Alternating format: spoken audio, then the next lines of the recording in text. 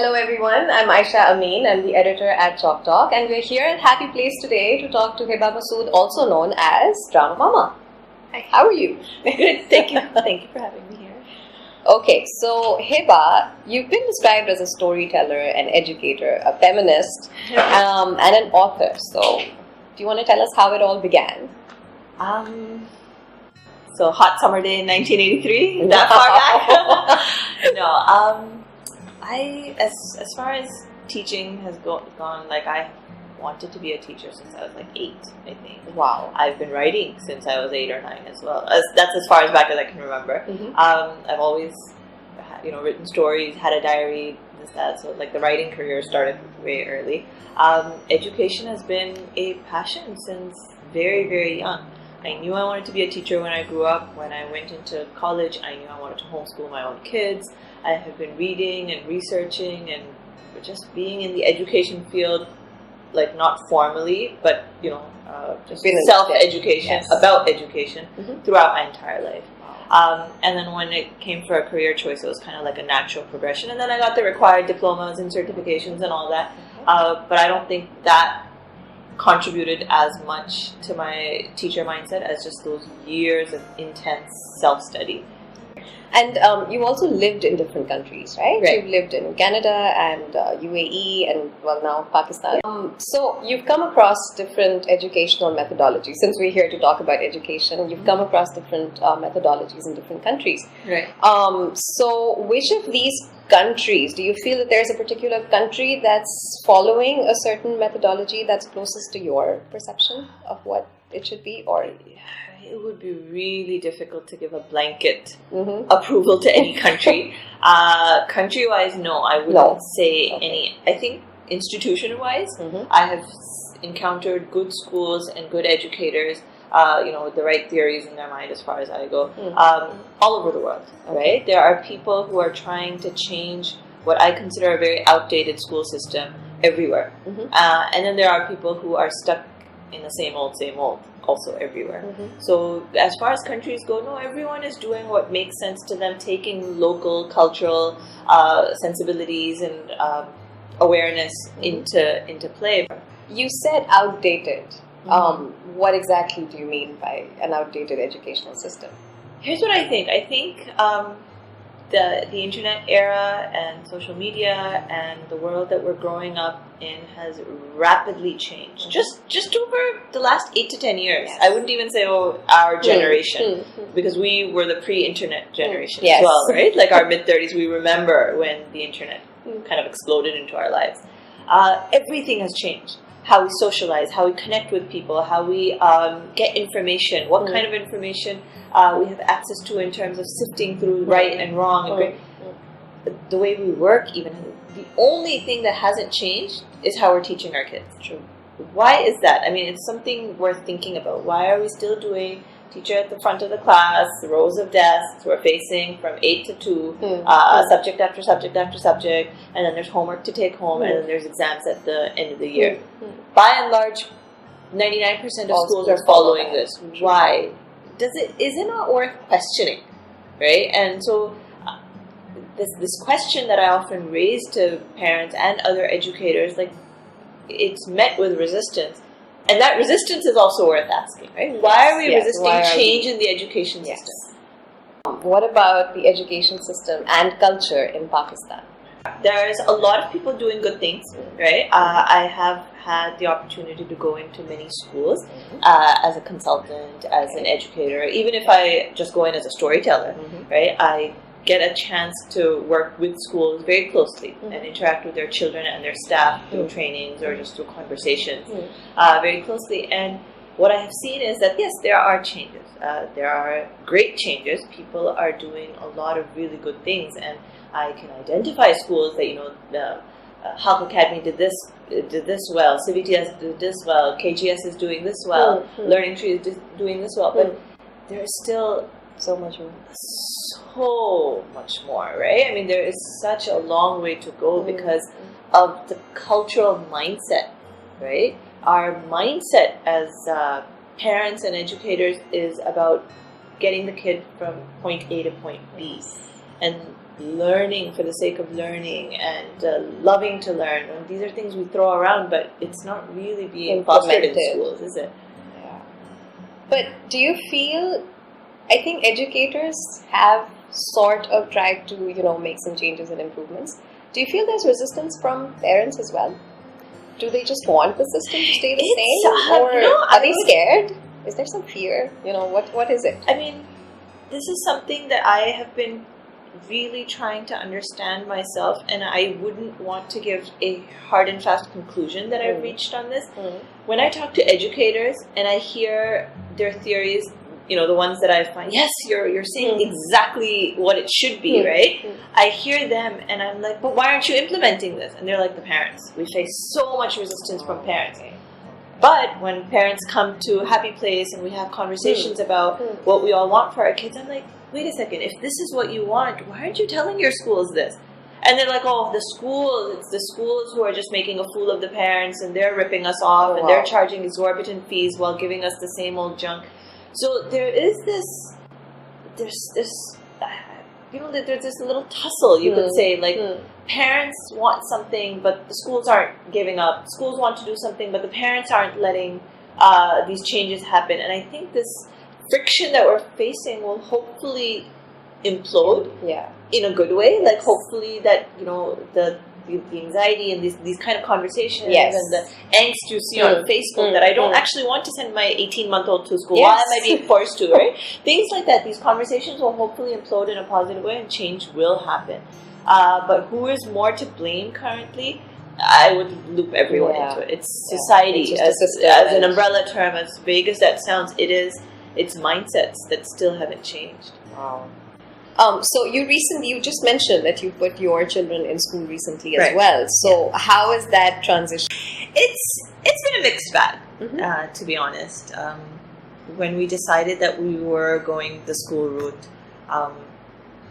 we had thought that, we're gonna just do it, right? We knew what we were getting into. I mean, mind you, I've been part of the school system myself. I've been in education. I know what schools and what it would entail for our family.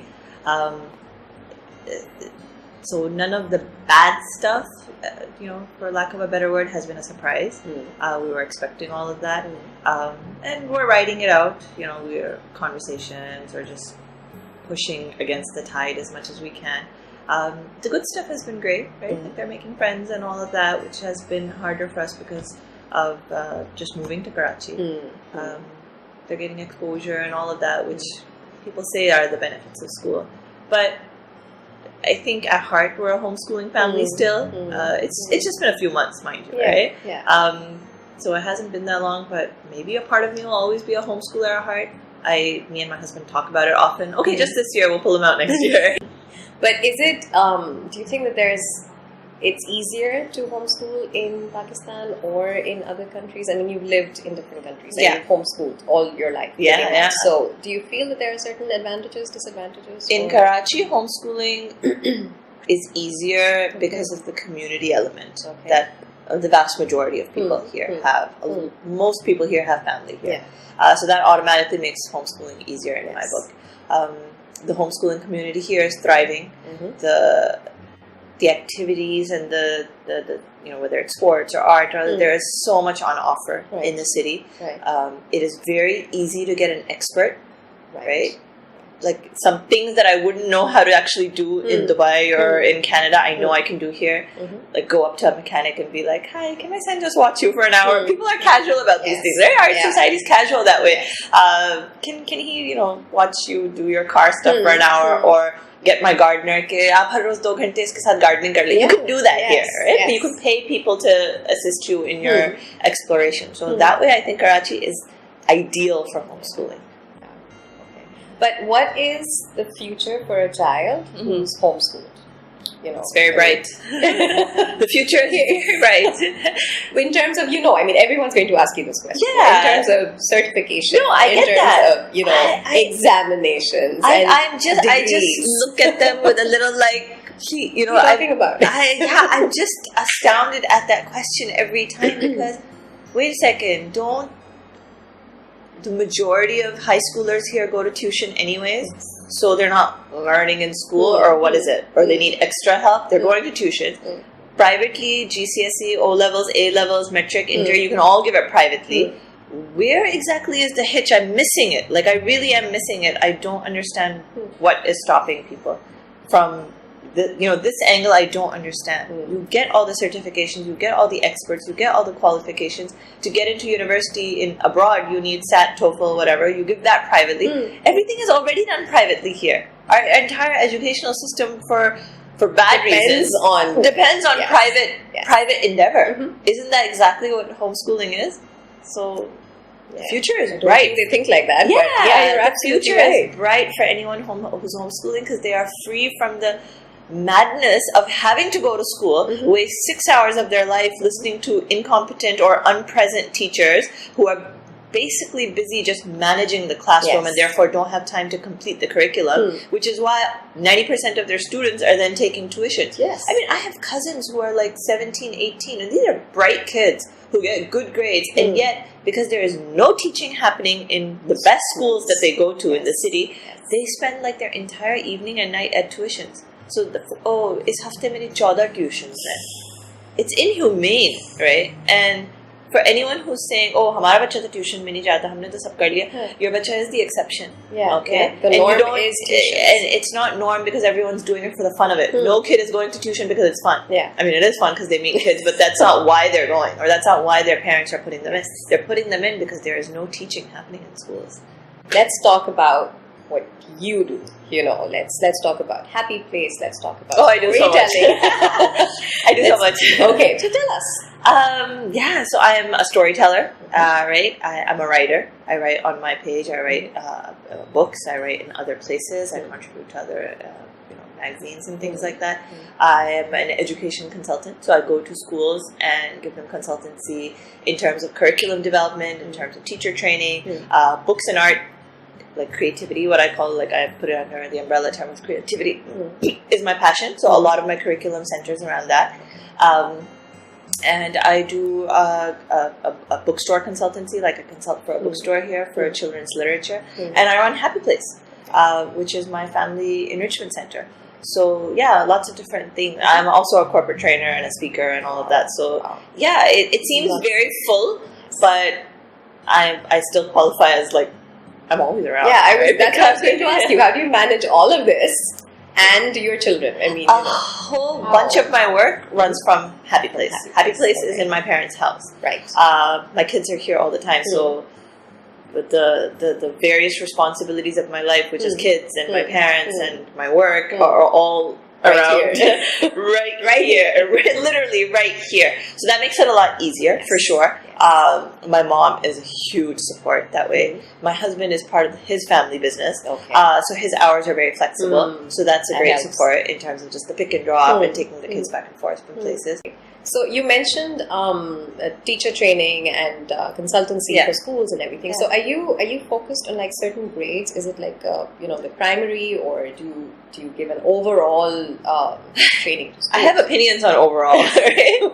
I have opinions and theories and notions on how schooling should be across the board. When I was a teacher myself, back in the day, like the years of actual on-the-ground teaching that I did was all high school. Okay. So high schoolers are dear to my heart. I've taught... it's a difficult age. Yeah, but they're awesome. When you connect with them, the kind of conversations and the kind of relationships, like I still consider some of my high school students my buddies, like they're my friends. We're still in touch, right? And I'm watching their journeys with like great pride. So high school is special to me that way. I think because my own kids are young and because Happy Place caters towards younger kids, my work focus has naturally shifted to the primary, elementary years. As far as books and art go, I think you need to start young. Yes. So it would be kind of ridiculous to go and give someone a high school curriculum when I can see problems in all their elementary sections. So in terms of school reform and the consultancy that I'm giving to schools around here is all for the primary years. Yeah. So Happy Place is, would you describe it as an alternative to, to traditional education? Or is it like an after school activity? It's a bit of both. It's a bit of both. I mean, just because most kids are in school during school hours. It has to. A lot of my classes and events have to be after school hours. So there's that. There's always in my mind that they don't get enough of this in school, so I want to provide that. So in that sense, it becomes like an alternative system as well. They don't get enough of art exposure. Art curriculums in most schools are extremely poor. They don't get enough literature, like books, right?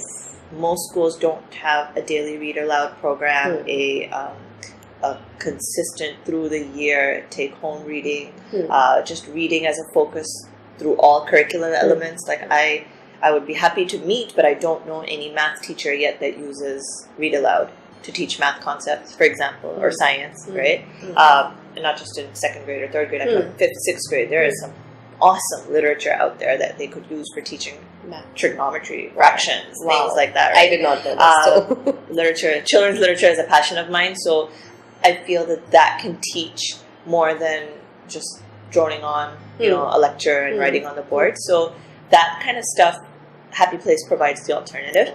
I do consider myself a little bit of an alternative learning space because of how we teach when we actually doing teaching. Like we teach art, we have a social skills program. We often, but not throughout the year, have writing programs, and we've done math classes. All of this, the teaching style has been alternative, and the mindset is alternative, right? So that hopefully so it's a bit of both, like I would say. Yeah. So by alternative, you mean less structured or more child focused, more child led?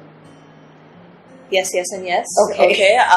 Less structured sometimes, more structured, but in the appropriate way. Sometimes I feel, and there's so much I could say on this, like classrooms, for example, are often focused towards the lowest common denominator. So classes run at a very baseline level, which means that the kids who are smart or ahead of their peers will actually be bored and frustrated in class because there isn't that targeted learning for high achievers.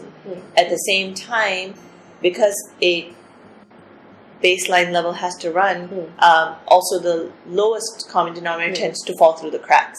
So don't really know how to write, but there's no system of failing the kids so they'll get promoted. Second grade maybe needs SICA, but there's no system of not holding the kids back, but providing alternative support so they'll get promoted. So I meet high schoolers, right, who can't string together a proper essay or an argumentative composition. That's something that should have been taught in 6th grade, right? So why are you in 11th grade saying, I don't know how to give 3 examples to support my argument?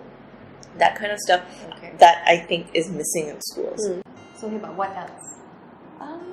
There's a lot. Let's talk about art, for example, right? There is not a very good art curriculum happening in any of the schools in the country right now. Why is that? Is that because we as a society don't value art? Where every study, every sort of educational research will ever done will show you that an art-intensive education helps in things like math and science and all the other things that we value so much, right? Art teachers are not valued very much for what they do. It's considered just an extra subject. It doesn't filter into how we teach those other subjects, right? We don't spend resources on it. Whoever is naturally good at art will thrive in that art curriculum because they're actually naturally talented. But there is a huge scope for teaching art. We consider someone's either good at art or they're not. But art can be taught in the same way that writing or math can be taught. I used to hate art as a kid, right? Why? The teachers weren't that great. I was never given the opportunity to, learn how to... So you felt bad at it? Yes, right? I felt bad at it, and because I was never shown that I could be better, I then never really wanted to be better. I mean, I was always good at writing. So, and I was appreciated for that. So that kind of, made me write more and more, but that was a natural talent. So, look, I do agree that some kids, because of genetics or because of just innate, talent, will have some intrinsic ability in art. But it can be taught, and because it's not being taught, we are having people like you who hate it, Yes. or who feel bad about it, or who now would be, if I brought you to Happy Place and said, come, let's make a dollhouse together, you would be very hesitant. Oh, I'm not good at that kind of stuff, right? You would say, at this age, we probably aren't good at it because we haven't been, years of exposure we haven't gotten. Which is something, by the way, I'm trying to change at Happy Place. This is why I emphasize on family community center. It is for family play. The art classes, the baby shark event, or the dollhouse picnic that we're having. These are all family events because I want families and adults, our grown-ups who are so busy adulting all the time, to remember all of these things because they are inside them and they just need to let it out and be brave about it. It will only help them. Focus on play. I think most schools give 1 half-hour break, right? In which 10 minutes you have to spend eating, and then you get 20 minutes. PE is usually once a week. Do we want obesity, and do we want unfit kids who can't run? We could get kids coming to Happy Place. They can't climb a ladder, right? They're just like, they've never been exposed to it. Kids are not getting an opportunity to play, and play is not something nice to do, right? Play is important for health and for physical fitness and for creativity and for curiosity and for trying new things and for problem solving and conflict resolution. We know these things, and you will see everyone share the articles on the importance of play, right? And you will see schools call themselves play-led or playful learning. But no one over here is doing play-led, child-led learning. No one. Okay? Anyone who is saying that is just kind of misguided themselves. I don't think they don't have malintentions, but it's misguided. That play-led and child-led does not mean you put cutesy toys out, right? Or that you use puppets. That's not child-led playful learning. That's completely, there's an entire science of what child-led learning actually looks like. So what are your views on autism assessment and management in Pakistan? Because I understand your son was diagnosed in Dubai. Yeah. But we're here we're part of the therapy, circuit over here as well. Autism is a very mysterious diagnosis. No one really knows what they're doing. It feels like it, but I've met specialists, child psychologists, therapists abroad. And the language and the knowledge base there is so much higher that literally I would be like hanging on to their words. I get 10 minutes with an educator or a special needs expert there, and literally it felt like every sentence was like gold, literally gold, because they know so much. So that knowledge base is just not deep enough over here right now. And it's new. You can see autism is now being talked about in the last few years. There's centers and Autism Day, akhbaron pe aati hain baatein, and people are talking about it. So I guess we're just fresh on the journey. But yeah, a lot of great work is still being done. And a thanks and a salute to everyone who's working on a very going down this path. It's a difficult, like I said, mysterious path, and anyone. It's usually mothers who have their own special needs kids who've started endeavors like that. Women are warriors, so thank you for warrioring for your kid and other kids as well. I do appreciate it. But do you fear that there could be, misdiagnosis or an overdiagnosis? Because everything in Pakistan, it becomes a fad. Everything becomes, everyone's doing it, so do you fear that mothers this is a worldwide concern, you know that, right? Autism and Asperger's has already been accused of overdiagnosis, and the overdiagnosis is not doctors jumping the gun or anxious parents wanting to slap a label on their kids. It is because our definition of normal has shrunk. And again, I'm going to blame the schools on this one, because the schooling system, how we teach our kids, is so narrow that it's not play-based, because play-based is a very broad kind of learning. Because it's so specific, anyone who does not fall into the confines of a very small box is a problem child, a different child, a difficult child, a child who needs a diagnosis, right? So that is what I would blame, not any doctors or parents who are just getting hysterical over autism because it's a fad. So yes, overdiagnosis will happen. If it means that these kids will get the extra help that typical institutions, typical schools are not providing, great, right? I mean, we win either way in that situation. So let's assume for a moment that you are the education minister. What is the first thing that you're going to do to change or improve the system or education, or First thing, and then where connect the dots? What are you going to do? First thing, put together a team. Okay, so my cabinet, right, should have educators, psychologists, artists, experts in their field, like an expert in math, an expert in science. This would be my cabinet, right? That would be the first order of business. Things that I would want to mandate almost immediately would be teacher training, right? I would make the teacher training college, the curriculum, the degree requirement. You cannot teach in a school in Pakistan unless you have gotten that 4-year degree. I'm not talking about a 1-year diploma. No, it's a full 4-year degree where you get subject matter expertise as well as broad educational theory expertise. So that would be mandated to all teachers. Minimum age of a school-going kid has to be 3. Anywhere that your child goes before the age of 3 is called either a daycare, okay, or it's called like Happy Place. It's just a center for fun. You drop in and things like that. My issue with these preschools at the age of 18 and months and 2 and 2.5 is then the target becomes schooling, which means educational. So all those are play based stuff to chala jata. So don't use the word preschool or school. Preschool should be from 3 to 5. School starts at kindergarten. So I would put that into place. Definitely would put children's literature and art front, bang and center in the curriculum. Okay, so that's for educators. Is there anything that you want to say to parents in Pakistan as well? Parents of school-going children, or those who are going to put their children in school, or Relax, right? What your kid is learning at 2, 3, 4, 5, 6, 7 does not determine who they are as adults. It does not determine it shouldn't determine their career path or what kind of social acceptability they have. So relax, really, just calm down. There is a frenzy around education and it shouldn't be like that.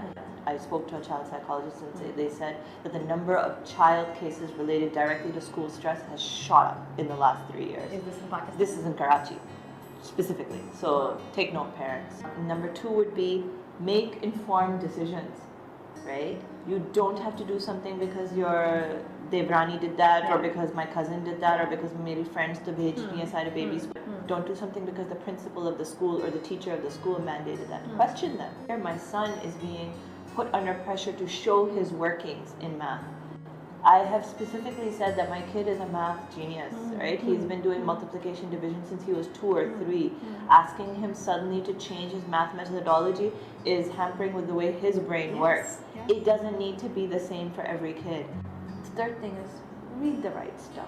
All everyone is talking about is preschool plus की different date है और फिर KGS के test के लिए कैसे तैयार होना है और बेबियों में किससे मिलना है और उनकी teacher के that's all they're talking about. No one is talking about, hey, have you read John Holt? Have you read what Peter Gray or Alfie Cohen or the masters of the educational theory or Jean Piaget? Like, I mean, the people who actually formed modern education, and do you know anything about that? And if you don't, why not? Google is your best friend, parents. Read, research. This is the most important decision you're making for your kids. Teachers and parents, know your stuff. It was lovely talking to you, Hiba, and we hope to be here again someday. Please do. Always welcome. It's a family center. Thank you for having us, and Allah Hafiz. Thanks so much.